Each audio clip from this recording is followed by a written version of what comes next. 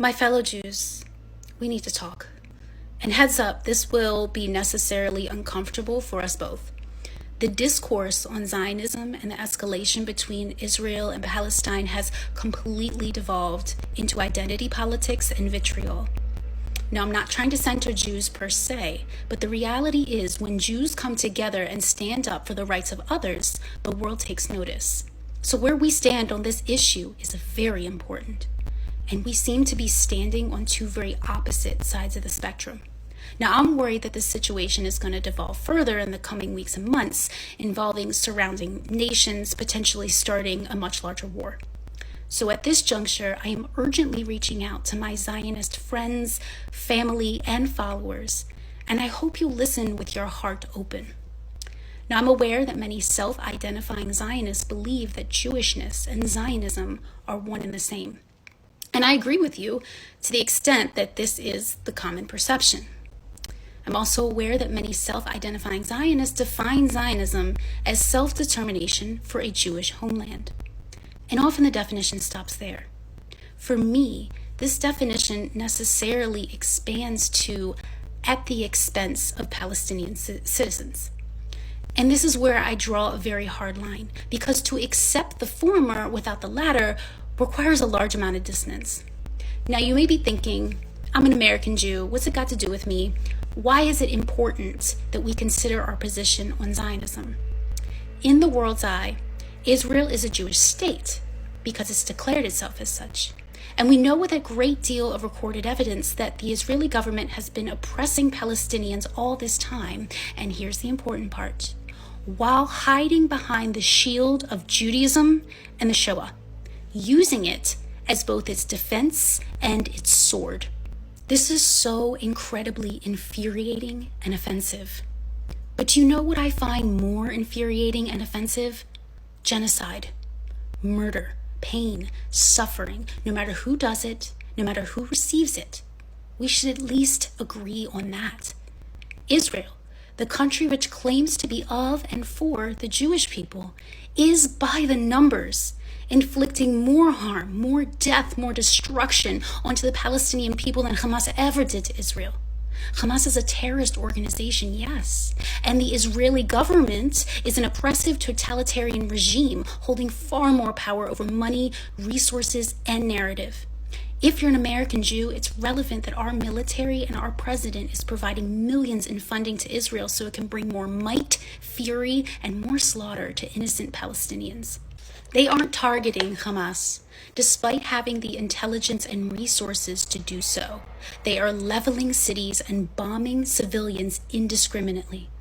Now, if you disagree, I would be open to seeing any evidence you have of measured, precise attacks. But that's not what I've been seeing. Please don't scroll me away because these words hurt you to hear. If you're as uncomfortable as I am right now, you need to hear this so that we can grow. This is being done in our name. It's a disgrace to Jewish identity. It should offend you deeply, right down to your heart. Even if it's not you and I doing it personally, even if you have not previously defined Zionism this way, this is in fact what Zionism accomplishes. Zionism hasn't been about Jews having a homeland for some time. We have a homeland. Nobody's taking that away. For fuck's sake, Israel is backed by the U.S. military. It doesn't need to harm innocent civilians to exist, but it does, and it is, and it's using our good name to do it, and calling that Zionism.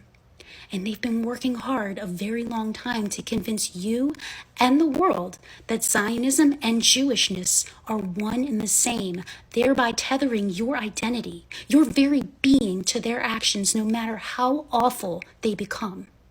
And if you've fallen for their absolutism, to decry their actions, well, that could feel like betraying yourself. Have you heard of cognitive dissonance? It's an ego defense we all use to reduce the discomfort we experience when our behavior or our expressed beliefs are at odds with our self-concept. And most humans will go to great lengths to reduce this discomfort. For example, pretending the threat to our belief doesn't exist. Distracting from the threat to our belief, commonly accomplished with whataboutism. Justifying the belief, Perhaps the violence is necessary retribution for an offense, or even to prevent a future offense, or we reframe the threat to our identity as for the greater good. And lastly, the one you're likely experiencing now, toward me. Discredit the source. Any direct threats to your belief can be simply dismissed as anti-Semitic. Use of this word against our own. I can't begin to tell you how upsetting that is. This should immediately feel manipulative as it leaves your mouth. Alarms should go off. Understand that this last strategy is a tool used inappropriately by Israeli and the United States authorities to protect their actions from any scrutiny at all. If this label is used in this way, it loses its power when needed for its intended purpose, ironically, worsening the potency of real anti-Semitism. Being anti-Zionist isn't anti-Semitic. When you make this claim, you use the entirety of the Jewish diaspora as human shields. It reduces our existence, everything it means to be Jewish, all of us, every Mizrahi and Sephardi and Ashkenaz, every black, brown, Asian, mixed race Jew, every one of us standing together as one on Mount Zion, everything we have survived and rebuilt and carried on through generations, Kenachora, it reduces us to a fucking MAGA hat. This misused brands anti-Semitism is a phrase that can't be taken seriously. In the world's eye, we become a bunch of white people crying wolf while simultaneously harming others. If this isn't how you wish to be seen, ask yourself how this has come to pass. Is this really consistent with who you consider yourself to be? And why are right-wing American politicians parenting the same talking points? Who benefits here and who loses? If the global Jewish diaspora has anyone to blame for the rise of anti-Semitism and renewed fear of living in a non-Jewish society, as, by the way, we've successfully done for thousands of years, it is the Israeli government. It's Bibi and his butthole friends. Their actions are, in fact, antithetical to Jewish teachings and everything it means to be Jewish. There is no tikkun olam, no tzedakah in their actions or their messaging. There's only greed, power, and hate. Tell me, where is that in the Torah? They don't care about what it means to be a Jew, but you should. We can't undo the damage that's been done, but we can change our minds at any time. That's the beauty of freedom. Of anybody, we should know how precious and fragile that beauty is. The most Jewish thing to do is the tzedakah of protecting the freedoms of others and openly rejecting anything that benefits Jews at the expense of others, even and especially if it means you have to reject Zionism.